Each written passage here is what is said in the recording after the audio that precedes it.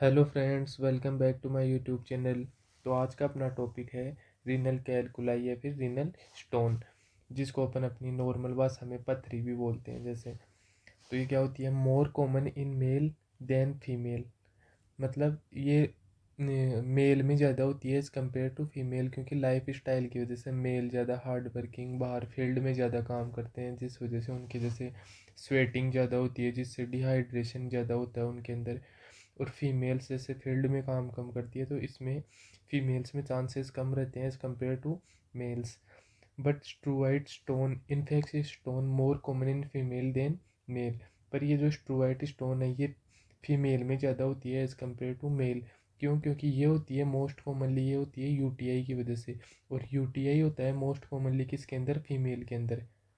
Female में होता है इन्फेक्शन की वजह से। तो ये फीमेल में ज़्यादा देखने को मिलती है, क्योंकि यूटीआई भी फीमेल में ही ज़्यादा देखने को मिलता है। अब बात करते हैं कि ये जो स्टोन होती है कितने टाइप की होती है और कहाँ कहाँ होती है। तो टाइप्स में सबसे पहले आता है नेफ्रोलिथियासिस। जैसे नाम से ही पता चल रहा है, नेफ्रो मतलब किडनी की बात होती है, क्योंकि नेफ्रॉन कहाँ प्रेजेंट है? अपनी किडनी के अंदर।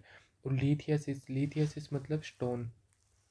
तो इसमें सबसे मोस्ट कॉमन टाइप की होती है जो ये होती है नेफ्रोलिथियासिस, यानी अपनी किडनी के अंदर जो स्टोन होती है वो सबसे मोस्ट कॉमन, मतलब ज़्यादातर यहाँ पे होती है। 71% केसेस में यहाँ पे होती है stone formation inside the kidney. मतलब किडनी के अंदर जो स्टोन बन रही है उसको अपन नेफ्रोलिथियासिस बोलते हैं, किडनी के अंदर जो भी स्टोन का फॉर्मेशन होता है।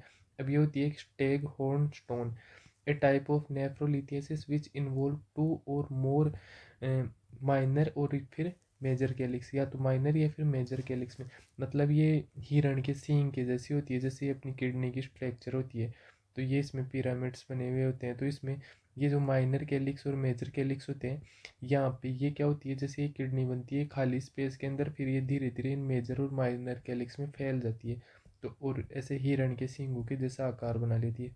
तो इसको बोलते हैं अपन स्टेग हॉर्न स्टोन। फिर इसके बाद में आती है सिस्टोलिथियासिस। ये 20% तक चांस होते हैं इसके बनने की, stone formation inside the urinary bladder. जैसे ये भी नाम से ही पता चल रहा है, सिस्टो का मतलब क्या हो गया? यूरिनरी ब्लेडर, और लिथियासिस का मतलब स्टोन। तो सिस्टोलिथियासिस मतलब यूरिनरी ब्लेडर के अंदर स्टोन का फॉर्मेशन होना। फिर आती है यूरोलिथियासिस। ये भी नाम से ही पता चल रहा है, मतलब यूरो का मतलब हो गया यूरेटर, और लिथियासिस का मतलब स्टोन। ये 5 से 10% चांस होते हैं इसके बनने के। Stone formation inside the ureter, कहाँ पे बन रही है? यूरोलिथियासिस में यूरेटर के अंदर स्टोन बन रही है। More common in lower part of ureter. अब सबसे कॉमन तो कौन सी हो गई? नेफ्रोलिथियासिस। और अगर यूरोलिथियासिस में देखें तो जो नीचे वाला पार्ट है, जो नैरोइंग पार्ट है, नीचे की तरफ से नैरो होती जाती है यूरेटर, तो नीचे के पार्ट में ज़्यादा बनने के चांस रहते हैं पथरी की यूरोलिथियासिस के अंदर। फिर अब इसके रिस्क फैक्टर देखते हैं। रिस्क फैक्टर क्या है? तो high dietary intake of calcium. ऐसे लोग जो अपनी डाइट में कैल्शियम ज़्यादा ले रहे हैं उनमें देखने को मिलती है अपने को स्टोन फॉर्मेशन ज़्यादा देखने को मिलता है। अब ऐसा नहीं है कि जैसे ये आज डाइट के अंदर ज़्यादा स्टोन ले लिया तो अगले दिन स्टोन बन गई। ये अपन ऐसे लंबे टाइम तक अगर डाइट में कैल्शियम ज़्यादा लेंगे तब बनेगी ये। फिर आता है कैल्शियम इनटेक ज़्यादा करेंगे, ये ऑक्जेलेट इनटेक ज़्यादा करेंगे। ऑक्जेलेट एक मतलब एक जैसे पालक, टमाटर, इनमें जो अपन ज़्यादा लेते हैं उसकी वजह से भी होता है, ये ऑक्जेलेट बढ़ता है, और उससे क्या होती है? स्टोन फॉर्मेशन होती है। ये जैसे कैल्शियम के साथ मिलके, कैल्शियम ऑक्जेलेट मिलके स्टोन फॉर्मेशन करती है, फॉस्फेट के साथ मिलके फॉस्फेट ऑक्जेलेट मिलके स्टोन का फॉर्मेशन करते हैं। अब जैसे विटामिन डी, सी ये ज़्यादा लेते हैं अपन, या प्रोटीन लेते हैं, तो ये मिनरल्स किडनी में जमा होने लग जाते हैं और स्टोन का फॉर्मेशन करने लग जाते हैं। फिर ये मेल में ज़्यादा देखने को मिलता है as compare to female, due to lifestyle की वजह से, क्योंकि मेल के अंदर मेल ज़्यादा हार्ड वर्किंग होता है, आउटर फील्ड में ज़्यादा काम करता है, तो स्वेटिंग ज़्यादा होगी एज़ कम्पेयर टू फीमेल्स। फिर आता है थायरॉयडिज्म। जब बॉडी में पैराथायरॉयडिज्म हार्मोन बढ़ जाता है तो ब्लड में कैल्शियम का लेवल बढ़ जाता है, और जब कैल्शियम फॉस्फेट स्टोन बनता है। फिर आता है इमोबिलाइजेशन। अब जो पेशेंट या फिर जो लोग लंबे टाइम से बेड रेस्ट पर होते हैं, उनके जो बोन से कैल्शियम निकल कर अपने ब्लड में मिलने लग जाता है, और जो स्टोन के बनने का कारण बनता है वो कैल्शियम जो अपने ब्लड में आएगा, फिर वो रीनल सिस्टम के थ्रू फिल्ट्रेट में मिल के वहाँ पे अपने क्या करेगा, स्टोन का फॉर्मेशन कर देगा। फैमिली हिस्ट्री अगर पहले किसी को हो तो उस वजह से भी हो सकता है। फिर आता है यूरिनरी स्टेसिस। यूरिनरी स्टेसिस का मतलब हो गया कि जब आप टॉयलेट करते हैं तो उसको मतलब रोक के रखते हैं, ज़्यादा टाइम के लिए रोक के रखते हैं। तो जो तो यूरिन में जो कंसनट्रेट होता है जाता है तो मिनरल्स क्रिस्टल बनने लग जाते हैं इसके अंदर, और फिर वहाँ पे अपने को स्टोन फॉर्मेशन देखने को मिलती है। फिर आता है गाउट की वजह से यूरिक एसिड स्टोन बनाते हैं, और लंबे समय तक कैथेटर यूज़ करते हैं अपन, प्रोलॉन्ग्ड कैथेटराइजेशन, लंबे टाइम तक अपन कैथेटर यूज़ करते हैं, उसकी वजह से भी स्टोन फॉर्मेशन देखने को मिल सकता है। डिहाइड्रेशन, अगर पानी कम पी रहे हैं तो उसकी वजह से भी अपने को स्टोन फॉर्मेशन देखने को मिल सकता है। इन्फेक्शियस स्टोन, स्ट्रोइड स्टोन, ये किस में ज़्यादा देखने को मिलता है अपने को, फीमेल में ज़्यादा देखने को मिलता है। फिर बात करते हैं इसके साइन एंड सिम्टम्स की। तो साइन एंड सिम्टम्स के अंदर अगर अपन इसके ऑनसेट की बात करें, शुरुआत की बात करें, तो ये तीनों ही केसेस के अंदर सडन ऑनसेट यानी अचानक से शुरू होता है। और इसका पैटर्न कैसा होता है, पेन का पैटर्न, ये दर्द एपिसोडिक होता है, यानी वेव्स में आता है, कभी कभी बहुत ज़्यादा, कभी थोड़ा कम, ऐसे मतलब ऊपर नीचे होता रहता है। एपिसोडिक, वही एक बार हो गया बहुत ज़्यादा हो गया, फिर थोड़ा ठीक लगेगा, फिर अचानक से बहुत ज़्यादा दर्द होगा। फिर इसकी सीवियरिटी की बात करें, इसकी इंटेंसिटी सीवियर होती है, यानी बर्दाश्त से बाहर वाला दर्द होता है ये। फिर बात करते हैं इसके ओरिजिन की, मतलब दर्द कहाँ से शुरू होगा। तो रीनल कोलिक के अंदर तो ये शुरू होता है कहाँ से, फ्लैंक एरिया से, मतलब पीठ के पीछे, पसलियों के नीचे से। यूरोकोलिक के अंदर ये शुरू होता है कहाँ से, लोअर बैक यानी लेम्बोसेक्रल रीजन से शुरू होता है। और इसके अंदर सिस्टोकोलिक के अंदर ये होता है सुप्रा प्यूबिक या फिर लोअर एब्डोमन। इसके अंदर यहाँ पे ए है, सुप्रा प्यूबिक है, ये लोअर एब्डोमेन, यानी अपनी नाभि के नीचे से ये पेन शुरू होगा। फिर बात करते हैं कि रेडिएट कहाँ से शुरू होगा, ये रेडिएट मेल टेस्टिस, अगर तो मेल के अंदर तो ये पेन टेस्टिस तक जाता है, और फीमेल में ये यूरिनरी ब्लेडर की तरफ महसूस होता है अपने को। Bilateral thigh and groin region, ये दर्द दोनों तरफ की थाइज और ग्रोइन रीजन तक फैलता है। ग्रोइन रीजन यानी अपने दोनों पैर। फिर बाइलेटरल शोल्डर, हैरानी की बात यह है कि ब्लेडर का ये दर्द दोनों तरफ के शोल्डर यानी दोनों अपने कंधों तक रेडिएट कर सकता है। इसके अलावा अपने को क्या साइन एंड सिम्टम्स देखने को मिलेंगे इसमें, नोजिया एंड वोमिटिंग, डिस्फोरेसिस। डायफोरेसिस का मतलब होता है जैसे बहुत ज़्यादा पसीना आना, दर्द के टाइम पे पेशेंट ठंडा पड़ जाता है और उसे बहुत पसीना आता है। इसका रीज़न ये है कि सीवियर पेन यानी बहुत ज़्यादा दर्द होता है तो बॉडी के सिंपैथेटिक नर्वस सिस्टम को एक्टिवेट कर देता है, जिससे फाइट और फ्लाइट रिस्पॉन्स कहते हैं। इस वजह से बॉडी में पसीना छूटने लगता है। फिर आता है इसके अंदर low grade fever. Low grade fever, low grade fever यानी हल्का बुखार, शरीर का तापमान थोड़ा बढ़ जाता है। इसका रीज़न ये है कि ये इस बात का संकेत हो सकता है कि स्टोन की वजह से यूरिन इन्फेक्शन, यूटीआई हो गया है, और शरीर स्टोन की वजह से होने वाले इन्फ्लामेशन यानी सूजन की वजह, सूजन के सामने लड़ाई कर रहा है, तो उस वजह से अपने को लो ग्रेड फीवर देखने को मिल सकता है। यूरिनरी ऑब्स्ट्रक्शन, यूरिन के अंदर कोई भी रुकावट आ जाना, ब्लेडर का फूल जाना। जब स्टोन यूरेटर के ब्लेडर के रास्ते में फंस जाता है तो यूरिन आगे नहीं बढ़ता, और ऑब्स्ट्रक्शन यानी यूरिन पीछे की तरफ जमा होने लगता है, जिससे ब्लेडर और किडनी में सूजन देखने को मिल सकती है अपने को। ब्लेडर डिस्टेंशन यानी ब्लेडर फैल जाता है। फिर अर्जेंसी एंड फ्रीक्वेंसी, मतलब बार बार टॉयलेट आने का एहसास होना और तुरंत जाने की जल्दी होना। जब स्टोन ब्लेडर के पास पहुंचता है तो वो ब्लेडर की वॉल को इरिटेट करता है, ब्लेडर को लगता है कि वो फुल है, इसलिए वो बार बार खाली होने का सिग्नल भेजता है। फिर आता है इसके अंदर हिमेचूरिया। हिमेचूरिया का मतलब है कि यूरिन का कलर रेड या फिर पिंक कलर का दिखना। स्टोन के किनारे अक्सर नुकीले यानी शार्प होते हैं। जब स्टोन मतलब अपनी यूरेटर्स के अंदर चलता है तो वहाँ पे कोई भी टिश्यू लेयर या फिर कोई भी टिश्यू को चोट पहुँचा देता है या फिर छील देता है, उससे क्या होता है कि उससे ब्लीडिंग हो जाती है, तो उसको बोलते हैं हिमेचूरिया। फिर इसमें देखने को मिलता है अपने को लिथ्यूरिया या फिर स्मॉल स्टोन विथ यूरिन। लिथ्यूरिया मतलब ये जब अपन टॉयलेट करते हैं तो पेशाब के रास्ते छोटे छोटे पत्थर के टुकड़े निकलना। इसका रीज़न ये है कि कभी कभी बड़े स्टोन टूटकर छोटे क्रिस्टल यूरिन के साथ बॉडी से बाहर निकलने लग जाते हैं। फिर बात करते हैं इसके डायग्नोसिस की। तो डायग्नोसिस ऑफ चॉइस जो है वो है सीटी स्कैन या प्लेन सीटी करते हैं इसके अंदर। ये सबसे एक्यूरेट टेस्ट है, यानी गोल्ड स्टैंडर्ड माना जाता है, क्योंकि ये छोटे छोटे स्टोन के जो क्रिस्टल होते हैं, चाहे वो कैल्शियम का हो या यूरिक एसिड का, कि इनकी एग्जैक्ट लोकेशन और एग्जैक्ट साइज बता देते हैं इसके अंदर। इसमें किसी स्पेशल डाई की भी ज़रूरत नहीं होती। ये प्लेन सिटी से भी कर सकते हैं। History and physical examination. Doctor सबसे पहले पेशेंट से पूछता है कि दर्द कहाँ हो रहा है, कब से हो रहा है। इससे ये समझने में मदद मिलती है कि स्टोन किडनी में है या फिर ब्लैडर के अंदर। फिर आता है यूरिन एनालिसिस या फिर यूरिन टेस्ट। इसके अंदर जैसे इससे दो चीज़ें चेक की जाती है। पहला तो जैसे हीमेचूरिया, क्या यूरिन के अंदर कोई भी ब्लड के क्रिस्टल्स हैं। दूसरा इसमें चेक किया जाता है इन्फेक्शन, क्या यूरिन में पस सेल्स या बैक्टीरिया हैं जो पथरी की वजह से इन्फेक्शियस दिखाते हैं। फिर इसमें करते हैं केयूबी एक्सरे। केयूबी का मतलब किडनी यूरेटर ब्लेडर का एक्सरे। ये एक सिंपल एक्सरे होता है जो कैल्शियम वेल स्टोन्स को आसानी से दिखा देता है, लेकिन ध्यान रहे कुछ स्टोन्स जैसे यूरिक एसिड स्टोन्स एक्सरे में नज़र नहीं आते। फिर इसके अलावा आता है यूएसजी। यूएसजी ये टेस्ट प्रेगनेंसी या फिर बच्चों के लिए सेफ होता है। इससे किडनी में सूजन या फिर जिसको बोलते हैं अपन हाइड्रोनेफ्रोसिस और बड़े स्टोन्स का भी पता चलता है बिना किसी रेडिएशन के। फिर इसके बाद आता है एमआरआई। एमआरआई अगर सीटी स्कैन या फिर एक्सरे से क्लियर नहीं हो पा रहा है कि पेशेंट अगर प्रेग्नेंट है, तो कोई भी कॉम्प्लेक्स केस है, कोई भी अगर ऐसा केस है जिसके अंदर ये पता नहीं चल रहा है, तब एमआरआई का इस्तेमाल किया जाता है स्टोन को डिटेल से देखने के लिए।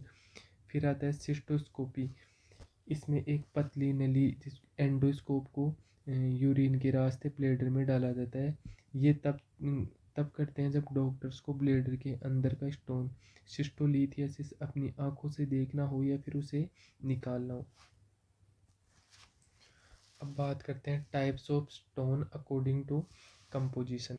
तो इसके अंदर सबसे पहले आता है एल्कलाइन केमिस्ट्री स्टोन। ये स्टोन यूरिन के एल्कलाइन होने पर क्रिस्टल बनाते हैं। ये जो स्टोन है एल्कलाइन केमिस्ट्री स्टोन्स, इन स्टोन को उनके पीएच यानी एसिडिक या एल्कलाइन के बेसिस पर डिवाइड किया जाता है। ये वो स्टोन्स होते हैं जो यूरिन का पीएच बढ़ने यानी एल्कलाइन होने पर बनते हैं। इनके पीएच बढ़ने पर बनते हैं डबल या फिर ट्रिपल मोलिकुलर। फिर आता है इसके अंदर कैल्शियम ऑक्जेलेट स्टोन। ये होते हैं most common type of stone. ये 70% ये स्टोन होता है, 70% केसेस के अंदर होते हैं। Made up by calcium and oxalate due to supersaturation with urine. Formation इनकी कैसे होती है, जब यूरिन में कैल्शियम और ऑक्जेलेट की मात्रा इतनी बढ़ जाए कि वो घुलने के बजाय क्रिस्टल बनाने लगे, तब ये स्टोन्स बनते हैं। फिर आता है in case of hypervitaminosis C. जब विटामिन सी बॉडी में टूट कर ऑक्जेलेट बनाता है, इसलिए ज़्यादा विटामिन सी लेने से ऑक्जेलेट बढ़ जाता है और स्टोन बनता है। फिर आता है इसके अंदर इसका फॉर्मूला होता है CaC2O4H2O। ये इसका केमिकल फॉर्मूला होता है और ये डबल मोलिकुलर होता है। एल्कलाइन केमिस्ट्री होती है इसकी और मलबेरी अपीरेंस यानी सहतूत के जैसा दिखने में, एक सहतूत जैसा दिखता है ये। अब इसके अंदर अपन प्रोवाइड एसिड एस डाइट, क्योंकि स्टोन एल्कलाइन इन्वायरमेंट में बनता है। हम एसिड डाइट देते हैं जो यूरिन को थोड़ा एसिडिक बनाए। फिर ड्रग्स के अंदर विटामिन बी, पायरिडोक्सिन, मतलब ये बॉडी में ऑक्जेलेट की प्रोडक्शन को कम करने में हेल्प करता है। फिर दूसरा ड्रग्स देते हैं इसके अंदर थायाजाइड डायूरेटिक्स। ये किडनी को यूरिन में कैल्शियम निकालने से रोकता है, कैल्शियम वापस ब्लड में भेजता है, जिससे स्टोन बनने के लिए कैल्शियम कम बचता है। फिर इसके अंदर सेकेंड आता है, वो आता है calcium phosphate stone. Made up by calcium and phosphate due to supersaturation with urine. ये स्टोन तब बनता है जब यूरिन में कैल्शियम के साथ फॉस्फेट जुड़ जाता है। ये भी डबल मोलिकुलर होता है, एल्कलाइन होता है। इसका फॉर्मूला होता है Ca10PO46OH2, जिसको अपन हाइड्रोक्सी एपेटाइट बोलते हैं। अब इसका जो ये फिर इसके बाद में था इसके अंदर, इन केस ऑफ हाइपर पैराथायरॉयडिज्म, मतलब पैराथायरॉयड ग्लैंड पर अगर ज़्यादा एक्टिव हो जाए तो ब्लड और यूरिन में कैल्शियम बहुत बढ़ जाता है, जो इस स्टोन में फॉर्मेशन का कारण बनता है।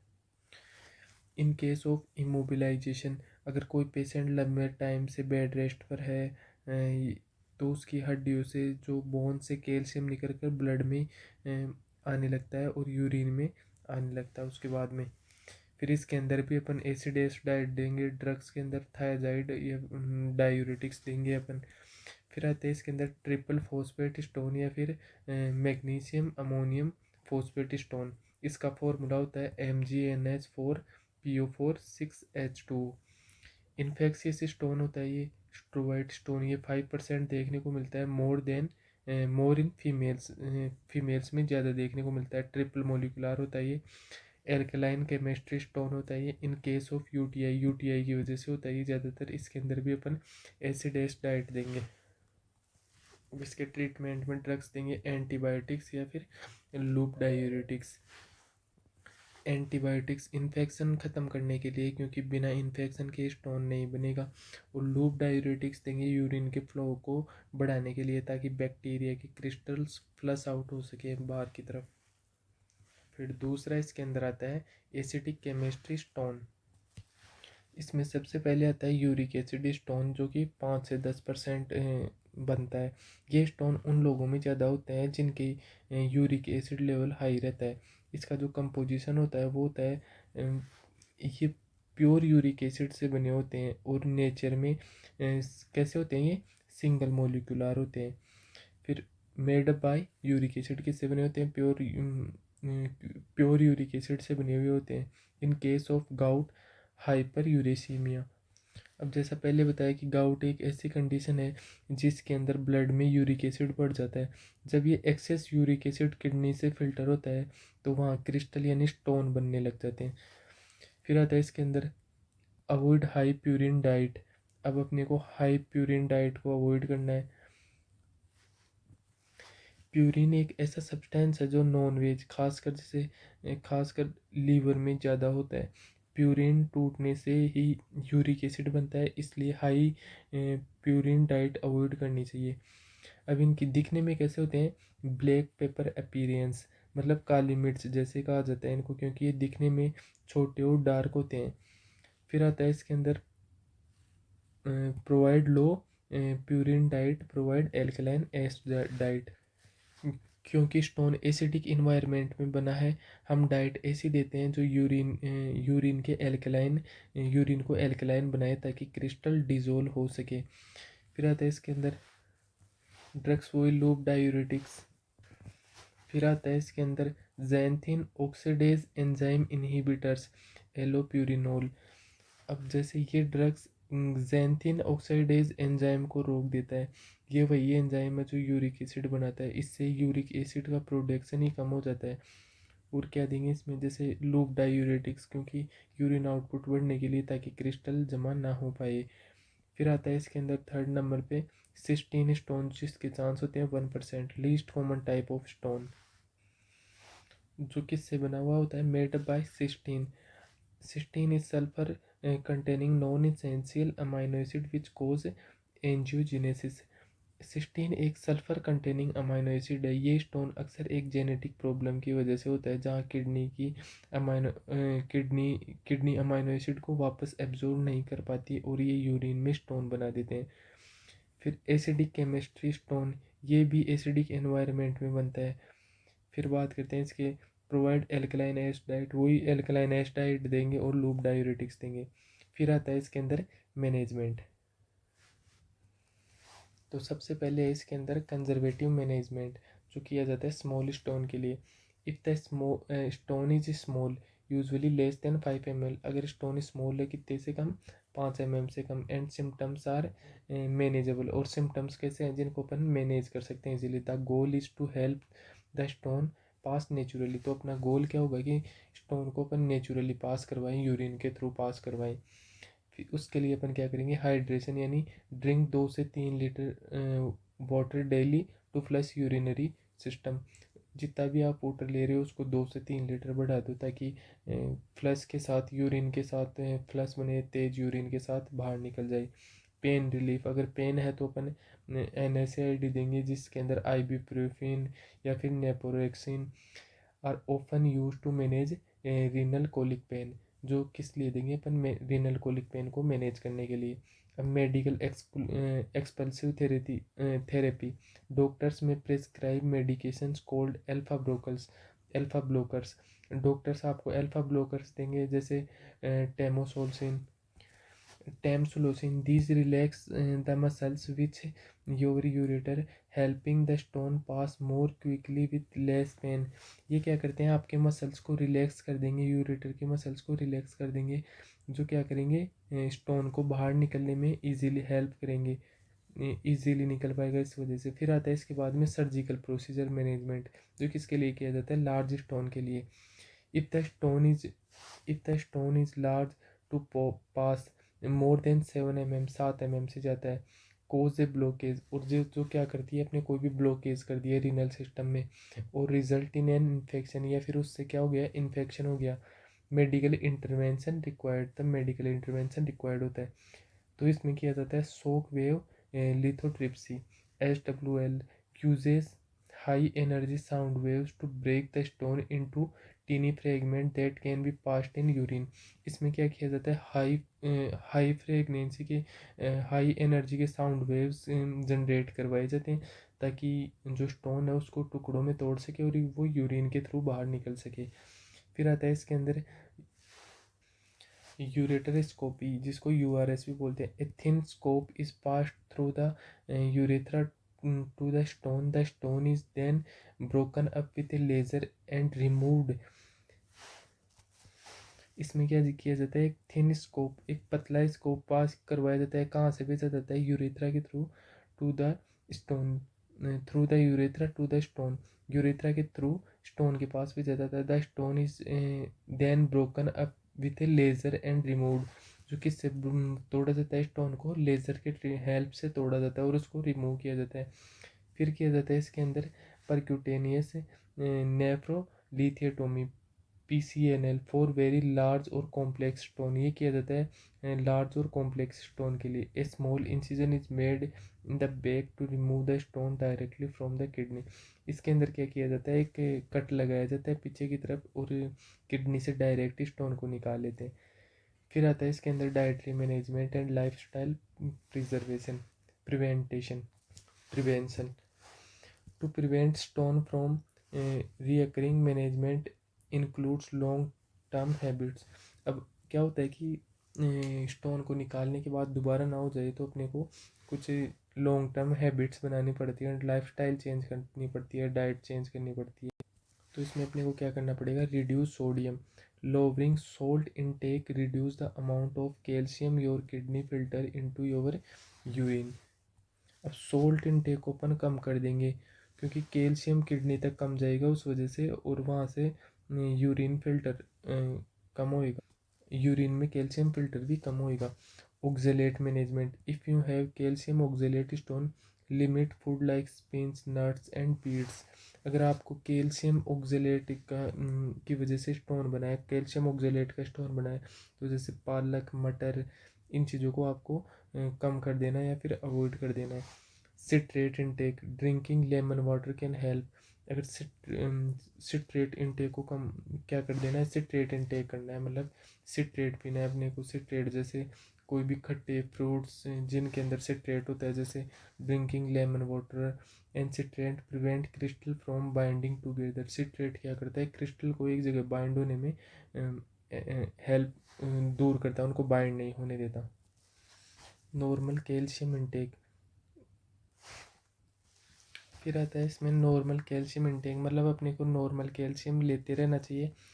कॉन्ट्रेटरी टू ओल्ड मिथ्स, मतलब ये पुरानी मिथ्स का मतलब जो कहावतें हैं कि अपने को कैल्शियम पूरी तरीके से यू शुड बंद कर देना चाहिए। You should maintain a normal dietary calcium intake, आपको नॉर्मल डाइटरी कैल्शियम इंटेक्ट चालू रखनी चाहिए। As it help in bind oxalate in the gut before they reach to the kidney. अब हमें नॉर्मल कैल्शियम इंटेक रखना चाहिए। क्यों? जब हम खाने में कैल्शियम लेते हैं तो वो हमारी गट यानी पेट या फिर आंत में ऑक्जेलेट के साथ जुड़ जाता है, बाइंड हो जाता है। इससे ऑक्जेलेट ब्लड में एब्जॉर्ब होकर किडनी तक नहीं पहुंच पाता। अगर हम कैल्शियम कम कर देते हैं तो ऑक्जेलेट अकेला किडनी तक पहुंचेगा और वहाँ स्टोन बनाएगा। तो अपने को नॉर्मल अमाउंट में कैल्शियम लेते रहना चाहिए। तो यहाँ पे अपना वीडियो था कंप्लीट। अगर आपको वीडियो अच्छी लगी हो तो लाइक करें, शेयर करें, सब्सक्राइब करें।